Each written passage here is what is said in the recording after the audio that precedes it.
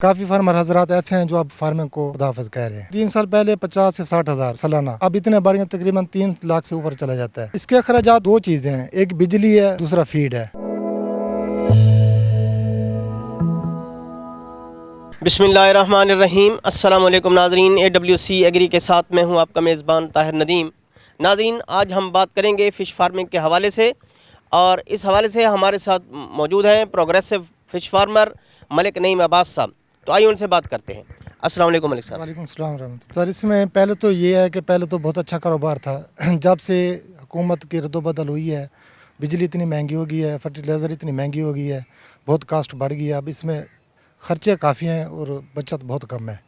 काफ़ी फार्मर हजरात ऐसे हैं जो अब फार्मिंग को खुदाफिज कह रहे हैं। महंगाई की वजह से बहुत हालात बुरे हो चुके हैं फार्मर के। अच्छा, को बताइए हमारे नाज़रीन को कि आपकी जो ये फ़िश फार्मिंग है, ये कितने रकबे पर है? जी अल्हम्दुलिल्लाह, हमारी फ़िश फार्मिंग तकरीबन 50 एकड़ पे है। कब से कर रहे हैं? ये हम तकरीबन 18 साल से। तो इस 18 साल में आपने इस कारोबार को कैसा पाया? पहले तो बहुत अच्छा था, लेकिन अब 3 साल से जो है हालात ऐसा ऐसा पीछे की तरफ जा रहे हैं। नहीं, इन 3 सालों में क्या ऐसा हो गया कि मतलब ये काम जो है ना, ये खसारे में जा रहा है और इसका मुनाफा जो है वो कम हो रहा है? इसमें सबसे ज़्यादा जो है ना बिजली का इस्तेमाल है। बिजली बहुत महंगी हो गई है, 3 गुना महंगी हो गई है पहले हिसाब से। अब जो फीड है, फीड डबल हो गई है इसकी, रेट काफ़ी बढ़ गए हैं। जब फसल तैयार होती है तो आगे मार्केट में रेट नहीं मिलते और बेचने का बड़ा मसला होता है।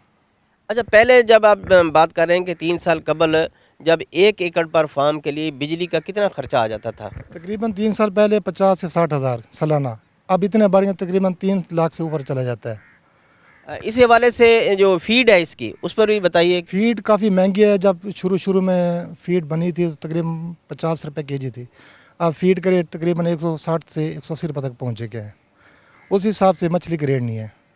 और दूसरी जो खादें इतनी महंगी हैं कि DAP तो अब तकरीबन 14,000 रुपये पहुँच गई है। जब ज़रूरत होती है DAP की तो मिलती नहीं है, ब्लैक पे मिलती है, और जब फसल तैयार हो तो आगे फसल बिकती नहीं है। नहीं, तो आपका ये खादों का इस्तेमाल कहाँ होता है? ये हम पानी के अंदर डालते हैं कुदरती खुराक हासिल करने के लिए, ताकि मछली उस पर कुदरती खुराक पे ज़्यादा से ज़्यादा ग्रो करे और फीड का खर्चा कम से कम हो। तो आप रूटीन में 1 एकड़ में कितनी आप ये DAP या यूरिया इस्तेमाल कर लेते हैं? वो हम पानी की रंगत के हिसाब से करते हैं। जैसे देखते हैं कि भाई अब मछली को ज़रूरत है ग्रीन पानी की, वो फिर उस हिसाब से पर एकड़ तकरीबन 6 दिन के बाद 10 किलो पर एकड़ के हिसाब से। अच्छा, जो मार्केट में लोगों को मछली दस्तयाब होती है, ये फार्म में कितना अरसा स्टे करती है या कितने अरसे में ये तैयार होती है जब मार्केट में आती है? रोहू तकरीबन 1 साल तो हैचरी में लग जाते हैं इसको। जब ये हम ख़रीद कर आते हैं, 1 इंच का बच्चा होता है, फिर इसको 300 से 400 ग्राम करते हैं, 1 साल लग जाता है। फिर इसको आगे शिफ्ट करते हैं, तकरीबन 2 साल में रोहू जाकर तैयार होती है। मलिक साहब, हमें ये भी बताएं कि जब आप ये फ़िश फार्मिंग शुरू करते हैं नए साल के आगाज़ से, तो आप कौन कौन सी मछली की किस्म लाते हैं अपने फार्म में डालने के लिए, और उसका जो अपना वो जो बच्चा होता है, सीडलिंग होती है, वो किस रेट पर आपको मिलता है? जी, हम इसको जब पौंड के अंदर शिफ्ट करते हैं, सबसे ज़्यादा रोहू शिफ्ट करते हैं। उसके बाद फिर थैला होता है, गरास, सिल्वर, गुलफाम, मोरी, ये चीज़ें हम डालते हैं। और दूसरी जो दरियाई मछलियाँ हैं वो भी हम इसमें डालते हैं, जैसे सिंगाड़ा हो गया, सौल हो गया, मल्ली वगैरह, ये भी डालते हैं। अच्छा, ये क्या वजह है कि एक ही फार्म में या एक ही पाउंड में तालाब में आप मुख्तलिफ़ किस्म की मछलियाँ डालते हैं? वो ये होता है कि मुख्तलिफ मछलियाँ मुख्तलिफ किस्म की फ़ीड खाती हैं। कुछ मट्टी खाती हैं तो कुछ फीड खाती हैं, कुछ खुदर होते हैं जो गोश्तखोर होती हैं, वो उनको खाती हैं। तो इसका क्या मार्केट में फिर कौन सी अच्छी जो जिसकी मार्केट वैल्यू है, वो कौन सी मछली है? वैसे तो रोहू की सबसे ज़्यादा है। महंगाई को देखा जाए तो बहुत ही कम है। अब इस साल तो बहुत ही ना होने के बराबर है महंगाई की वजह से। बाकी जो है सब इकसाम चलती है मंडी में, लेकिन रोहू सबसे ज़्यादा है। अच्छा, हम देखते हैं कि मार्केट में मछली तो हमा किस्म की मिलती है, रेट भी अच्छा जा रहा है। तो इसमें हमारे जो फार्मर है, जो फ़िश फार्मर है, इसके अखराजात कहाँ ज़्यादा हो रहे हैं? इसके अखराजात दो चीज़ें हैं, एक बिजली है, दूसरा फीड है, उसके बाद फिर तीसरी खाद है। अगर ये कम हो जाए, सबसे गवर्नमेंट को चाहिए ज़्यादा से ज़्यादा बिजली में किसान को सब्सिडी दें। उसके बाद फिर खादें हो गई उसमें दें। फिर उसके बाद तब जाके हो सकता है कुछ फार्मर को कुछ ना कुछ। और इसकी एक्सपोर्ट पे सबसे ज़्यादा से ज़्यादा एक्सपोर्ट पे जोर दें। जितनी मछली हमारी एक्सपोर्ट होगी उससे ज़रा मुबादला ज़्यादा आएगा, डिमांड बढ़ेगी। تو اس وقت کیا صورتحال ہے؟ ہماری جو مچھلی ہے وہ باہر ایکسپورٹ ہو بھی رہی ہے یا کتنی ایکسپورٹ ہو رہی ہے؟ ہمارے خیال میں تو بہت کم ہی ہے، مچھلی نہ ہونے کے برابر ایکسپورٹ ہو رہی ہے۔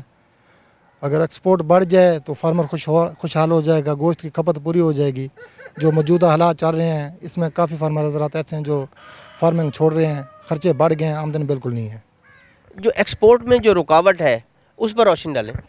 ایکسپورٹ یہ تو گورنمنٹ کو چاہیے کہ زیادہ سے زیادہ کسان کو سبسڈی دے، اس کو لائسنس وغیرہ ایشو کرے تاکہ وہ اپنی مچھلی صحیح طریقے سے ایکسپورٹ کر سکے اور زر مبادلے اس کے ذریعے کما سکے۔ مچھلی کی کس کس ملک میں ڈیمانڈ ہے جو ہمارے ملک سے مچھلی لینا چاہتے ہیں، اور کون سی مچھلی کی وہ قسم ہے جس کی ڈیمانڈ ہے؟ ڈیمانڈ تو تقریباً ہر ملک میں ہے اس کی، اور جو ہمارا رو ہے الحمدللہ پنجاب کا رو سب سے زیادہ مشہور ہے۔ تو گورنمنٹ کو چاہیے کہ یہ اب اگر ایکسپورٹ پہ زیادہ سے زیادہ توجہ دے تب جا کے کچھ فارمر خوشحال ہوگا، تو انشاءاللہ پھر کچھ ہو سکتا ہے۔ یہاں سے ہمارے کتنے فارمر ہوں گے جو ایکسپورٹ کرتے ہیں؟ پنجاب میں تو تقریباً مشکل ہی ہے، کوئی 2-3 ہوں گے، وہ بھی نہ ہونے کے برابر ہیں۔ وہ کبھی کبھار کرتے ہیں، یہ تو نہیں ہے کہ اب ان کی ڈیلی کے ٹنوں کے حساب سے ہو، یہ تو حالات ہیں نہیں۔ کبھی کبھار کوئی انہوں نے کاٹ دی تو کاٹ دی، لیکن ان کو اخراجات جو موجودہ حالات ہیں اس وجہ سے ہر بندہ جو ڈرا ہوا ہے آگے کیا کرنا ہے کیا نہیں کرنا، اس حساب سے۔ فش فارمر کی کوئی ایسوسی ایشن نہیں ہے جو اپنے مسائل کو مل بیٹھ کر حل کریں، یا جو بھی مسائل حکومت کے حل کرنے کے ہیں وہ حکومت کے نوٹس میں لائے؟ فارمر کی ایسوسی ایشن تو ہے لیکن گورنمنٹ کو کر نہیں رہی نا۔ کافی دفعہ میٹنگیں ہوئی ہیں، گئے ہیں، دھرنے بھی ہوئے ہیں، سب کچھ ہوا ہے، لیکن کسی نے ابھی تک توجہ نہیں دی۔ بس سن کے ایک کان سے سن دوسرے کان سے غائب کر دیتے ہیں۔ اچھا، ہمارے ملک میں بیشتر قسم کے لوگ کاروبار کرتے ہیں، زراعت کے حوالے سے بھی ہے، مال مویشی بھی پالتے ہیں، بکریاں بھی پالتے ہیں، پولٹری فارمنگ بھی کرتے ہیں، فش فارمنگ کرتے ہیں۔ ہر سال نئے لوگ فیلڈ میں آتے ہیں، تو جو ہمارے نئے لوگ اس طرف آنا چاہتے ہیں، سوچ رہے ہیں کہ فش فارمنگ شروع کریں، ان کے لیے آپ کا کیا مشورہ ہے؟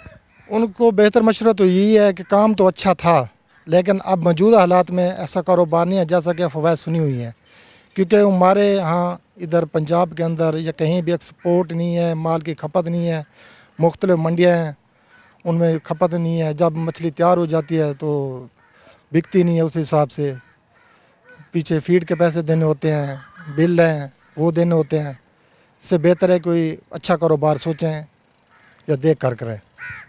اچھا، ہمارے جو پولٹری فارمر ہیں ان کو فیڈ کا بڑا مسئلہ رہا، اب بھی مسئلہ ہے۔ سویابین میل جو ہے نا وہ اس کی جو پاکستان میں امپورٹ تھی اس کے مسائل تھے، تو کیا پولٹری اپنا فش فارمنگ کی جو فیڈ ہے اس میں بھی کوئی مسئلہ ہے؟ جی اس میں بھی کافی مسائل ہیں، جیسا کہ پولٹری والوں کو مسائل تھے سویابین کے، آلریڈی فش کی فیڈ میں بھی سویابین استعمال ہوتا ہے، جیسے مکی ہو گئی، گلوٹن وغیرہ ہو گیا، سب مٹیریل مہنگے ہو گئے ہیں۔ اس وجہ سے اس میں بھی بڑے کافی مسائل ہو چکے ہیں، جیسا کہ پولٹری والوں کے اس سے زیادہ مچھلی والوں ہوئے ہیں۔ مہربانی جناب ملک صاحب، بہت بہت شکریہ۔ مہربانی، شکریہ، تھینک یو اللہ۔ ناظرین، آپ نے فش فارمنگ کے حوالے سے ملک نعیم عباس صاحب کی باتیں سنی کہ فش فارمنگ کن مسائل سے گزر رہی ہے۔ حکومت کی ذمہ داری ہے کہ فش فارمنگ کے فروغ کے لیے نہ صرف ہمارے فش فارمر کے جو مسائل ہیں ان کو ترجیحی بنیادوں پر حل کرے، اس کے علاوہ بجلی سستے داموں فراہم کرے، مچھلی کی ایکسپورٹ کے جو مسائل ہیں ان کو حل کرے تاکہ پاکستان سے مچھلی کی ایکسپورٹ ہو سکے اور قیمتی زر مبادلہ کمایا جا سکے۔ تو آج تک کے لیے اتنا ہی۔ آئندہ سیگمنٹ تک اپنے میزبان طاہر ندیم کو دیجیے اجازت۔ اللہ نگہبان۔